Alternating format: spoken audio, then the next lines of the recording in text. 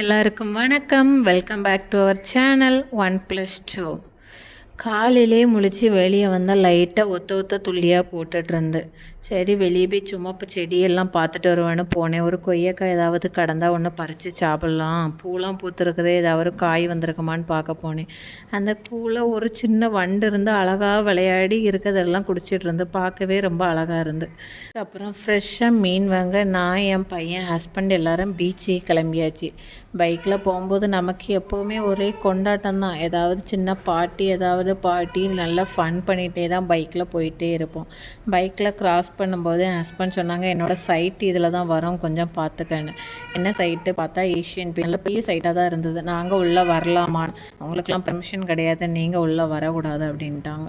Site தாண்டினதுக்கப்புறம் உப்பளம் இருந்ததுனால இப்போ தான் ஃபஸ்ட் டைம் உப்பளத்தை நேரில் பார்க்குறேன். இதுக்கு முன்னே பார்க்கவே இல்லை. உப்பெல்லாம் எடுத்து சைடில் பேக் பண்ணி வச்சுருந்தாங்க. பார்க்குறதுக்கு அழகாக இருந்தது. சரி பீச்சுக்கு போய் நம்ம மீன் ஏதாவது வந்திருக்கோம், நம்ம நேரமே போயிருக்கோம்ல, மீன் நிறைய கிடைக்கும், ஏலத்துக்கு விடுவாங்கன்னு பார்க்குறதுக்காக போனால் நாங்கள் போனது தான் லேட்டு. எல்லா போட்டுமே வந்துடுச்சு. மீன் எல்லாம் ஏலத்துக்கு போய் அவங்க பாயில் இருக்க மீனே எடுக்க ஆரம்பிச்சிட்டாங்க.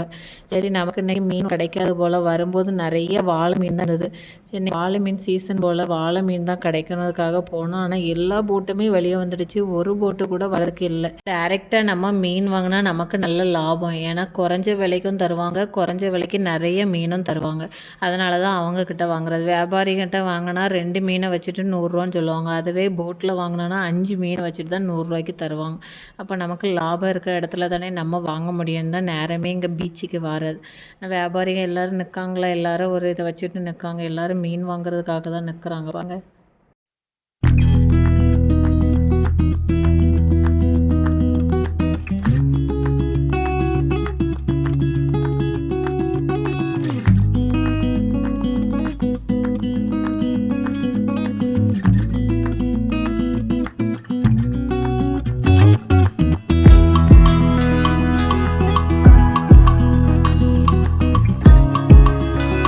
பார்த்தீங்களா எவ்வளோ நண்டு இருக்குதுன்னு. இவ்வளோ நண்டு சேர்த்து தான் 1500 2000 வரை வைக்கிறாங்க. அதுக்கப்புறம் நிறைய சங்கரா மீன் வரை வந்து நிறைய பேர்ட்ட நண்டு இறால் சங்கரா மீன் தான் வந்திருந்து. இந்த பாட்டிகிட்ட ஒரு 200 ப்ரான் தாங்க பாட்டின்னு கேட்டதுக்கு, வந்துட்டான் பாரு 200 வாங்குறதுக்கு, பொண்டாட்டி பிள்ளை எல்லோரும் கூட்டிகிட்டு வந்துட்டான், இதுக்கு நீ வராமே இருந்திருக்கலான்னு அந்த பாட்டி திட்டி விட்டுட்டாங்க. சரி இன்னொரு இடத்துல போய் வேறு மீன் ஏதாவது வந்திருக்கான்னு பார்க்க போயிருந்தோம். அங்கே பார்த்தா அங்கே ஒரு பாட்டி நிறைய சங்கரா மீன் வச்சு கழுவிட்டு இருந்தாங்க.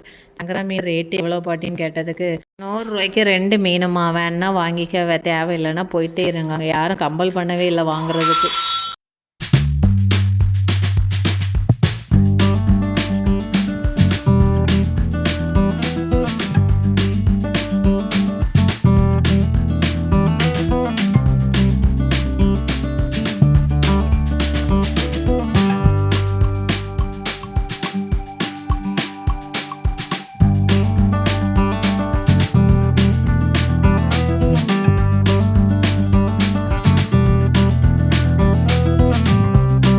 தடவை நிறைய மீன் வந்திருந்து இவங்களுக்கு வலையில் நிறைய இந்த அட்டைப்பூச்சி மீனாக தான் மாட்டிருக்கும் போல். எல்லாம் இந்த சப்பி இருந்தது.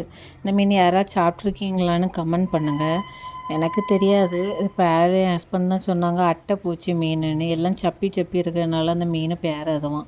ஆனால் இந்த சீசனில் இவங்களுக்கு இந்த மீன் மட்டும் தான் மாட்டிருக்கு. எங்கே பார்த்தாலும் டார்ப்பாக விரித்து அதெல்லாம் மீன் இந்த மீனாக தான் போட்டு வச்சுருந்தாங்க. சரி அதுக்கப்புறம் வேறு எதாவது மீன் இருக்கான்னு நாங்கள் சுற்றி பார்க்குறதுக்காக போனோம். நிறைய இடத்துல ஏலம் நடந்து முடிஞ்சிருச்சு. அதனால் எங்கேயாவது ஏலம் நடந்திருந்தால் நம்ம ஏதாவது மீன் வாங்கலாம் அப்படின்னு நினச்சி தான் நாங்கள் போயிருந்தோம். ஆனால் ஏலம் எல்லாம் முடிஞ்சு அவங்க வலையில் இருக்க மீன் எல்லாம் ஆரம்பிச்சிட்டாங்க. ஏதோ ஒரு போட்டு இப்போ தான் புதுசாக வந்திருக்கோம் போல், ஏதோ ஒரு கூட்டம் இருக்குது, அதில் போய் எந்த மீன்லாம் இருக்குதுன்னு போய் பார்க்க போவோம்.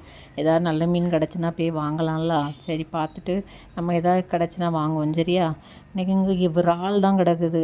இவ்வளோ இறால் தான் 1100 ஏலம் போயிருக்குது. அதில் ஒரு வியாபாரி 1200 இருந்தால் தாமா நான் உனக்கு தந்துடுறேன்னாங்க.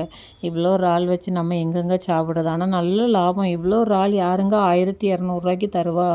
கொஞ்சோண்டு இறாலே 500 விற்கிறாங்க. இந்த நல்ல லாபம் தான். ஆனால் நம்ம 2 பேர் இவ்வளோ ஒரு ஆள் நம்ம சாப்பிட்டுக்கிட மாட்டோம். நானும் சாப்பிட்டேன்னா பழக்கம் கிடையாது. அதனால் நாங்கள் இந்த மீன் வாங்கலை. இவ்வளோ சங்கரா மீனும் ஏலத்துக்கு தான் இருந்தது. எல்லோரும் நமக்கு பார்த்து மீனுக்கு ஒரு 10 மீன் 20 மீன் கிடச்சினா நம்மளுக்கு போதும். ஆனால் ஏல மீன்லாம் நம்மளாம் எடுக்கிறதுக்கு சின்ன மீனாக இருந்தால் எடுக்கலாம். பெரிய மீனாக இருந்தால் இவ்வளோ கூரெல்லாம் வாங்கினா வியாபாரிக்கு கடலில் போய் விற்றுருவாங்க. நம்ம எங்கே போய் மார்க்கெட்டில் போய் விற்கிறது? சரி ஏதாவது போட்டில் ஏதாவது மீன் வந்திருக்கானே ஹஸ்பண்ட் வந்து போட்டு எல்லாம் அங்கே இருக்கிறவங்ககிட்ட வாங்கினா நல்லா செழிப்பாக மீன் தருவாங்க. அதனால் அங்கே போய் வாங்குறதுக்காக போகிறாங்க, ஏதாவது மீன் கிடைக்கும்னு. ஆனால் மீனும் எல்லாம் சங்கரா மீன், நிறைய சங்கரா மீன் தான் இந்த தடவை வந்திருந்து.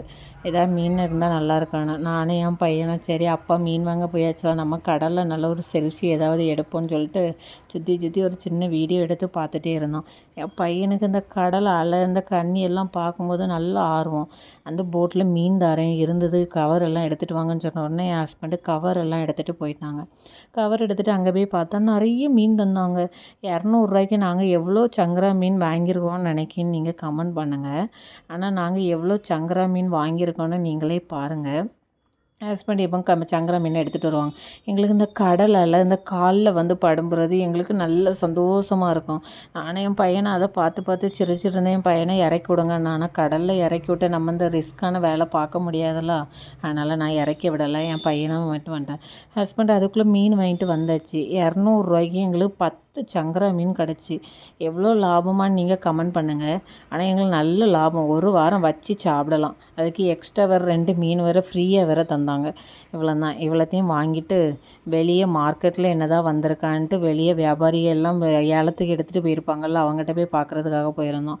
இந்த நண்டு கூரை வச்சுருந்தாங்க. எல்லாம் கூரை எல்லாம் ஏலம் எல்லாம் முடிஞ்சு அவங்க பேக் பண்ண ஆரம்பித்தாச்சு. சரி நம்ம வந்த வேலை முடிஞ்சு நமக்கு நல்ல மீன் செழிப்பாக கிடச்சின்னு வாங்கியாச்சு. நீங்கள் நல்ல அடுத்த போட்டில் பெரிய கனவா வந்திருந்து.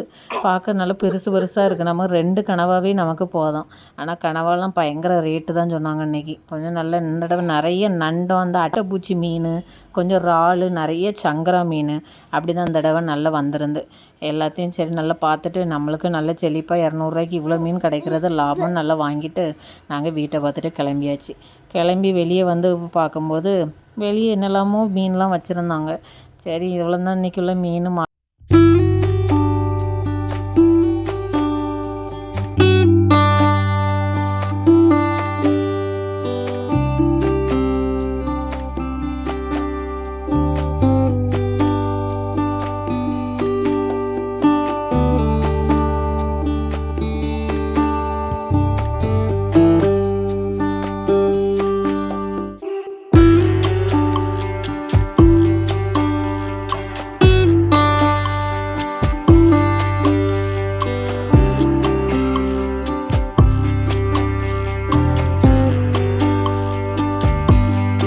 முடிஞ்சு எல்லோரும் மீன் எல்லாம் வாங்கிட்டு வெளியே வந்தாச்சு. வெளியே வாங்கிட்டு வந்ததெல்லாம் அங்கே வந்து மீன் எதாவது நல்ல மீன் இருக்கான்னு பார்க்குறதுக்காக வந்தோம். இது எல்லாம் ஃபாரினுக்கு எக்ஸ்போர்ட் ஆகிற மீனாக. பால் சுறா இருந்தது, வஞ்சிர மீன் இருந்தது, நிறைய சூரை மீன் வந்திருந்து.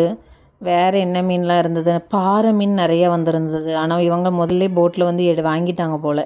இப்போ இதெல்லாம் ஃபாரினுக்கு எக்ஸ்போர்ட் ஆகிற மீனால் ஐஸ் போட்டு எடுத்து வச்சுருக்காங்க. இது ஏதோ ஒரு குதிப்பில் உள்ள மீனாக எனக்கு பேர் ஒழுங்கா தெரில. இது அவ்வளோ மீன் இருந்தது. ஒரு மீனை கையை வச்சு பார்க்குறதுக்காக வச்சோம். அவங்க கை வைக்காதமா ஃபாரினுக்கு எக்ஸ்போர்ட் ஆகுறது அப்படின்னு சொல்லிட்டு நல்லா நீட்டாக தான் பேக் பண்ணுறாங்க. இந்த மீன் வாங்கிட்டு வீட்டுக்கு வந்தாச்சு. ப்ளீஸ் சப்ஸ்கிரைப் பண்ணுங்கள். தேங்க்யூ. பாய்.